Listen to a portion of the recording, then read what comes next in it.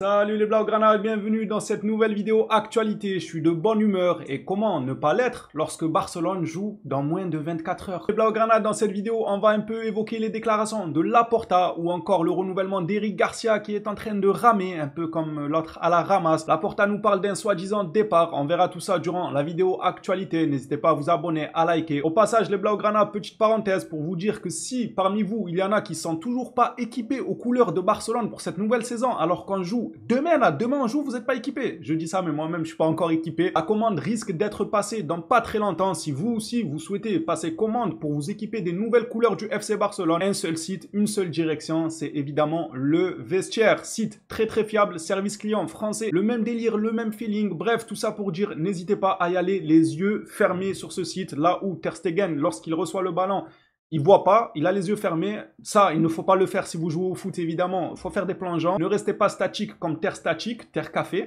Mais pour le site de maillot de foot que je vous conseille, vous pouvez y aller sincèrement, les yeux fermés les Blaugrana. Vous retrouverez le code promo dans l'espace commentaire. Équipez-vous, demain il y a le match. Moi aussi, je vais rattraper mon retard et m'équiper. Plongeons-nous maintenant dans la vidéo actualité. J'ai vu quelqu'un de la communauté Blaugrana, il me semble que c'était Massian, si je ne perds pas encore ma mémoire. Ça va, je suis encore jeune les gars, dites-moi pas que je perds ma mémoire. J'espère que c'était Massian et que je ne me trompe pas. Il s'est demandé, est-ce que le Real Madrid aura une pré-saison? Certainement dû au fait qu'ils ont fait, comment on appelle ça, le mondial des clubs, là. Ils ont tardé à terminer leur saison. Maintenant, ils se demandaient, est-ce que eux auront une petite pré-saison? Ouais, oui, elle est là leur pré-saison. C'est le fait de nommer des arbitres fans de eux. Eux, leur pré-saison, ils ne la préparent pas sur le terrain de football, mais derrière la caisse.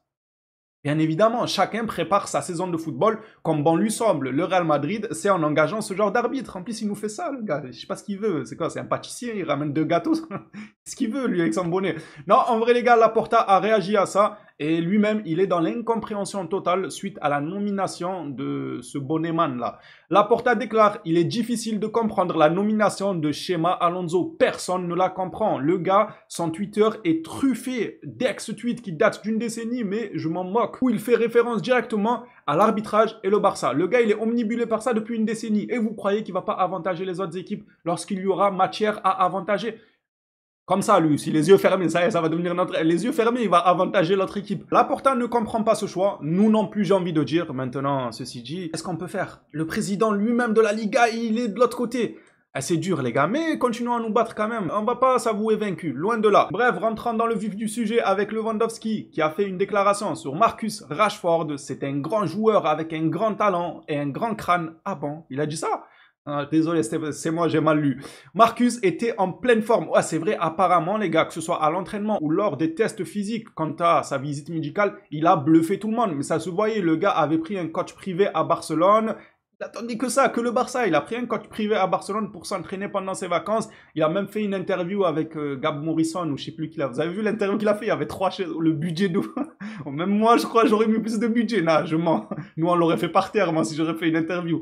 Mais voilà, l'interview, il avait un micro-cravate ici. Il y avait 3 chaises. Would you like to play with Lamine someday? Yeah, sure. You know, I think everybody in... Ils n'ont pas mis de budget, mais c'est pas grave. Tant qu'il n'a pas mis de côté tout ce qui était entraînement et acharnement pour être au niveau d'un club comme Barcelone, moi ça me va. Il peut même faire des interviews dans des sous-sols ou dans des parkings, c'est pas grave. Et seulement. On a beaucoup de matchs à jouer, c'est important, ça peut nous aider. Signer un joueur comme Marcus Rashford est bon pour l'équipe. Excellent commentaire de la part de Lewandowski. De toute façon, je n'en attendais pas moins d'un joueur comme celui-ci et n'en déplaise à certains. Si cette saison on prend championnat Ligue des Champions, Lewandowski, légende incontestée de Barcelone, devant un certain Ter Café. Oui, bien sûr. On s'affirme les gars, c'est comme ça. Je sais qu'à chaque fois que je dis ça, il y en a qui attrapent ma veste parce qu'ils aiment pas que je dise Ter Café, c'est pas une légende du Barça. C'est pas une légende, Ter Café, les gars. Alors, reprenons sérieusement, Lewandowski nous parle de son avenir. Son avenir, il est flou et il ne veut pas y penser, tout simplement. Lewandowski nous dit, je ne sais pas, à mon âge, je n'ai pas beaucoup de choses en tête. Je suis serein pour l'instant. Peu importe ce qui se passera après la saison. Ce qui compte, c'est ce que je veux faire cette saison et ce que je peux faire. Excellente mentalité. Mentalité allemande. Même si vous allez me dire, non, mais lui, il n'est pas allemand. Allemande. Le gars, il a joué toute sa vie en Allemagne. Mentalité allemande, il l'a encore, ça s'est imprégné en lui. Ce qui compte le plus, c'est ce que je ressens intérieurement, dans mon cœur et dans ma tête. Oh là, il nous fait une poésie maintenant. Mais d'abord, voyons ce qui se passe cette saison. Excellente mentalité, il se concentre uniquement sur cette saison. Et ce qui se passera à l'avenir, ça appartient à l'avenir. De toute façon, il ne pourra pas le contrôler dorénavant. Donc pourquoi y penser? Autant ne pas y penser. C'est réel ce que dit Lewandowski. Le plus important, c'est les objectifs de cette saison. et qui est la Ligue des Champions. JB, lui, nous parle du renouvellement d'Eric Garcia. Ça patine apparemment. Le renouvellement de contrat d'Eric Garcia progresse plus lentement que prévu. Son contrat se termine en 2026. Cependant, le Barça et le joueur restent ouverts à un accord. Le club assure qu'un accord sera trouvé et qu'il interviendra rapidement. Le technicien allemand, de son côté, lui, a approuvé dès le début, de toute façon, les négociations de renouvellement et l'intention d'Eric est de rester à Barcelone. En vrai, c'est plutôt une bonne nouvelle lorsqu'on voit ce qu'il apporte par sa polyvalence. La vérité, à moindre coût, c'est des joueurs à garder pour une profondeur de banc de qualité. Du côté de Christensen, on sait que c'est pas au beau fixe, c'est pas un secret. Andreas Christensen a reçu des offres cet été et en tant que 5e défenseur central du Barça, son départ libérerait un salaire important. Le club étudiera toute offre appropriée pour récupérer de la valeur avant la fin de son contrat en 2026. C'est là le problème. En vrai, le joueur, il veut rester à Barcelone, c'est une chose. Les Blaugrana, ils veulent le garder. Mais si le club n'a pas d'autre choix que de se séparer d'un joueur,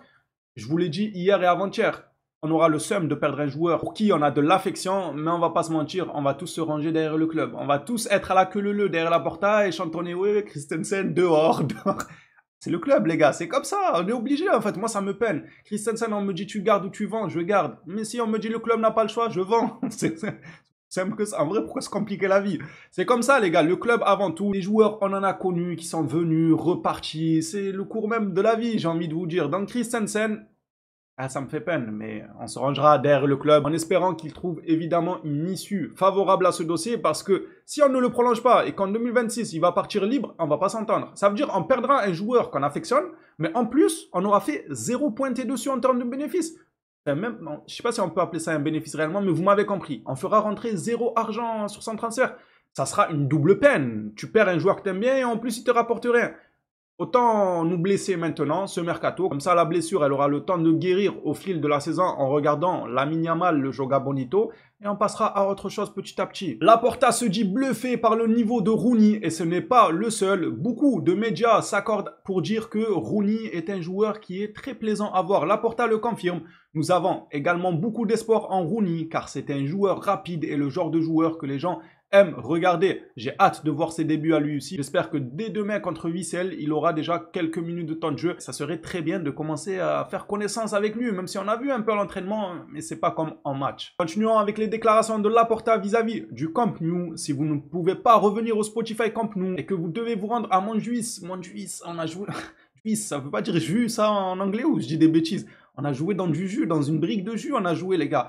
Pitié, tout sauf là-bas, venez en jouer à comment ça s'appelle, Sona, je crois, la prison dans Prison Break, là, dans le désert. Venez en jouer à Sona, c'est plus, ça respirera plus le côté légende, le sable, Lamine Yamal retourner, tout ça sur le sable, ça peut être incroyable. Sona, je sais pas, même Alcatraz, j'accepte. En juillet, avec la grosse horloge. Non, il est beau le stade, en vrai, il a du charme. Mais quand même, le Camp Nou, c'est le Camp Nou. Comme lors des 2 dernières saisons, n'y aura-t-il pas de problème pour activer les 475 sièges VIP? Là, on parle de l'accord que le Barça a avec une entreprise. On a vendu les droits des sièges VIP. Seulement, le comptable, je crois de chez nous en plus, il travaille pour le Barça, mais il peut pas faire n'importe quoi aussi. Il a dit que pour activer cet accord-là et que les 100 millions qu'on parle concernant l'accord soient comptés pour nous aider, tout ce qui est fair play financier, retour à 1 et tout, il faut que le Camp Nou réouvre ses portes, même si c'est partiellement. Sauf qu'on n'arrive même pas à l'ouvrir partiellement. Ce à quoi Laporta répond, non, une zone pour ces sièges sera également là, peu importe le stade. En gros, Juan Cruyff, tout ce que vous voulez, peu importe le stade, Laporta compte garder un petit coin qui fera office de coin VIP. En vrai, je peux comprendre, c'est bien, c'est très smart comme idée. On va lire ensemble, après je vais vous donner mon point de vue. Une zone donc pour ces sièges sera également là. Nous l'avons sous contrat et d'une manière ou d'une autre, la zone VIP est conforme, même si c'est dans un autre stade. On trouve des solutions pour tout. Ça, c'est excellent, Laporta, de trouver des solutions pour tout. Franchement, chapeau. Maintenant, c'est bien, c'est une bonne nouvelle pour moi que cet accord de siège VIP ne prend pas en compte que le Camp Nou, mais même si c'est un autre stade. On va leur donner une petite partie du stade, on va leur dire, là-bas c'est le VIP, donc donnez l'argent et c'est à vous. C'est ok. Frérot, si c'est un stade qui vaut pas 2 clous, tu vas les mettre où? Dans le local poubelle, les stades? Les sièges VIP, il va les mettre où, les gars? Les sièges VIP seront dans la tribune 7 tout le temps. Je sais pas, pourquoi pas. Parce que je pense que la société qui a investi pour les sièges VIP, c'est les VIP du Camp Nou, nouveau stade, grandiose, légende, iconique, ça respire le football, bam, t'as des sièges VIP. Au final, le type, on va lui dire, ouais, non, désolé, le Camp Nou ne peut pas ouvrir, mais t'inquiète, ton investissement n'est pas perdu. On va jouer dans le stade du quartier et on t'a préparé 4 transats. C'est uniquement à toi, c'est le coin VIP. Tranquille quand même, un cocktail aussi. Incroyable. Si ce que Laporta nous annonce, parce qu'on connaît Laporta et le nez qui grandit, hein, Pinocchio, on connaît tout ça. Si c'est vrai ce qu'il nous dit là, c'est une super bonne nouvelle, l'histoire des sièges VIP et tout, ça serait très bien. Clôturant cette vidéo actualité par une déclaration de Laporta, il nous aura beaucoup accompagné durant celle-ci. Laporta nous dit « Je ne pense pas que nous vendrons un joueur important, nous essaierons d'éviter un départ douloureux. Je ne vais pas citer de joueurs précis car ils sont tous au Barça. Nous en sommes tous ravis, mais il y aura quelques ajustements car il y a trop de joueurs à certains postes. » Mais Laporta, tu te contredis dans ton communiqué. Tu nous dis qu'on va pas vendre de joueurs importants, pas de joueurs douloureux, mais il y aura des ajustements car à certains postes, il y a beaucoup de joueurs. En milieu de terrain, il y a beaucoup de joueurs. J'ai vu beaucoup avoir cette théorie et nous dire que c'est vrai qu'en milieu de terrain, on a beaucoup de joueurs, donc c'est Casado qui va prendre. Je suis d'accord et pas d'accord, parce que oui, c'est vrai, c'est un fait, on a beaucoup de joueurs au milieu de terrain, mais en défense centrale, le Barça, à l'heure actuelle, compte aussi 5 défenseurs centraux, même si beaucoup nous disent que non, mais Eric Garcia, il est plutôt DD, il joue 6, il est DC, il est polyvalent, quoi. On peut pas le compter comme le 4e défenseur fixe. Alors, il est de formation en défenseur central. À la base, on l'a acheté pour être défenseur central. Maintenant, le fait qu'il soit polyvalent n'enlève en rien au fait que le joueur est quand même un défenseur central de nature, j'ai envie de dire. Donc, le poste de défense centrale, on a aussi beaucoup de joueurs. Si on écoute le Barça lorsqu'il nous dit 5 défenseurs centraux, moi, je suis d'accord avec vous, bien évidemment. Je suis d'accord qu'on a des gens fébriles au niveau physique, comme Araujo. Je suis d'accord qu'on a des gens qui atteignent un certain âge, même si ça reste des patrons au niveau défensif, comme Martinez, incroyable joueur. Ce que je cherche à vous faire comprendre, c'est que il peut parler des milieux de terrain comme du secteur défensif. Ça peut être Casado comme Christensen. On verra. Maintenant, à vous de choisir. Vous préférez perdre un défenseur et c'est Christensen ou vous préférez perdre un milieu de terrain et c'est Casado. La balle est dans votre camp. J'attends votre avis dans l'espace commentaire. Et les Blaugrana, n'oubliez pas de checker la description si vous voulez vous procurer les nouvelles tenues du FC Barcelone. Prix très très abordable, qualité au top, service client magnifique. C'est tout ce que j'ai à dire. On s'attrape à la prochaine vidéo sur le Barça. D'ici là, prenez soin de vous les phénomènes.